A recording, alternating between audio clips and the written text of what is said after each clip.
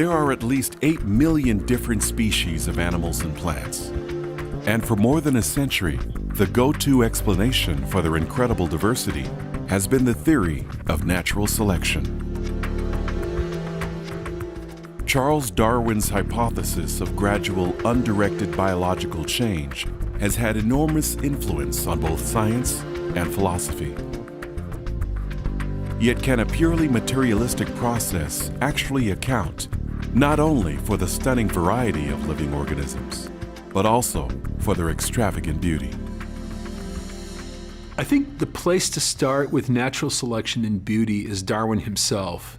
He wrote once that every time he saw the tail of a peacock, it made him physically ill, sick to his stomach, because he's looking at something that goes well beyond what his theories, either of natural selection or sexual selection, can explain.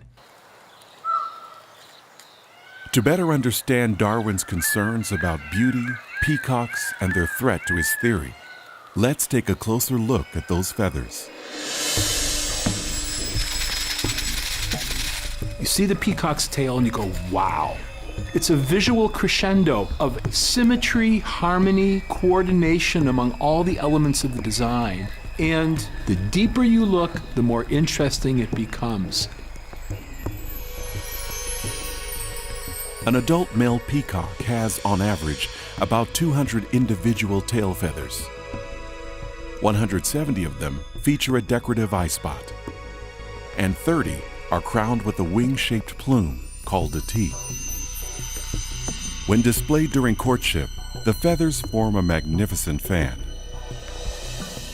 where every eye spot and T are uniformly spaced and geometrically balanced to create a showcase of pattern, symmetry, precision, and design. This bird is a living, breathing work of art. And when we move in close to the details, we see craftsmanship and planning and subtle engineering that's just utterly obvious. The shape of every eye spot is defined by rows of multicolored branching strands called barbs. Moving closer, we see that each barb contains thousands of barbules, microscopic filaments tightly compacted along a rigid shaft. And the surface of each barbule is segmented into crystal-like bands of molecular jewelry. These barbules are reflective, so they glimmer and change color when struck by light from different angles. The total effect of all this decoration provides an excellent example of what is known as gratuitous beauty. That's beauty that goes way beyond what's needed to attract a mate or to provide some other survival advantage. In other words, you have features that look like they're there for no other reason than to be gorgeous, to be beautiful, to be breathtaking. In nature, gratuitous beauty is not limited to peacocks, for the animal and plant kingdoms are filled with striking visual displays that each evokes an obvious question. Is artistry of this magnitude actually possible through natural selection, a blind process devoid of foresight or purpose, that theoretically constructed every detail in every organism through a series of biological accidents, random errors in the genetic code? No, because randomness by definition is going nowhere in particular. So the method of explanation, the tools of explanation that natural selection gives us are far too crude for what they need to explain. Give me an example of chaos and chance producing beauty, and I'll rethink it. But what I see chaos and chance producing is more chaos and chance. To better grasp the artistic limitations of natural selection, consider the planning, imagination, and skill required to create one of the most famous paintings in history, Michelangelo's mural on the ceiling of the Sistine Chapel.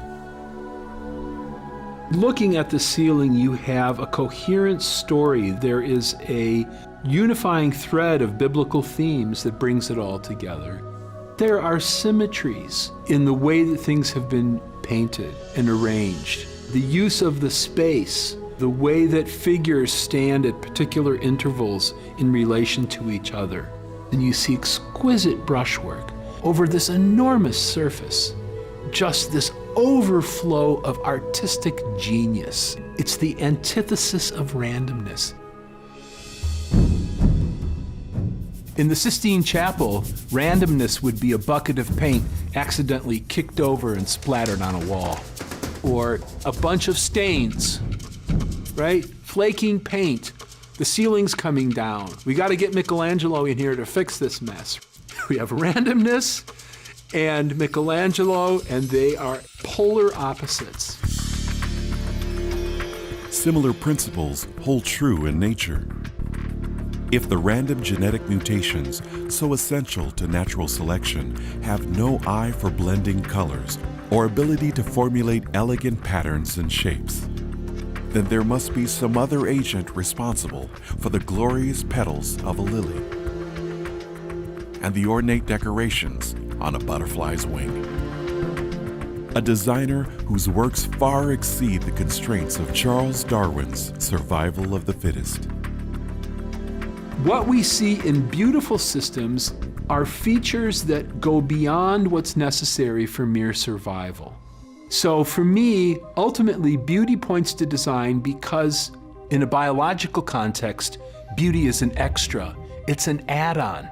Beauty is there over and above what's needed just to make a go of it. Well, you start walking along that path, and it doesn't take very long until you realize you come to grips with the reality that there was a transcendent mind that put this universe together as we find it.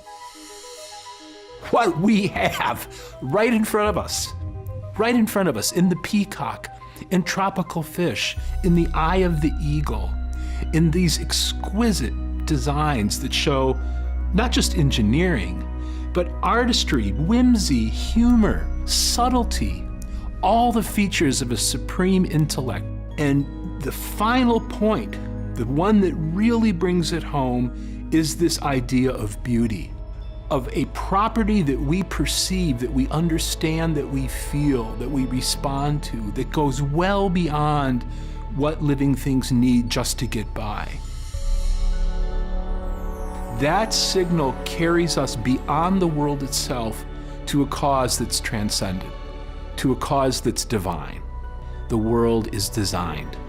It's the only reasonable thing to infer from what we see.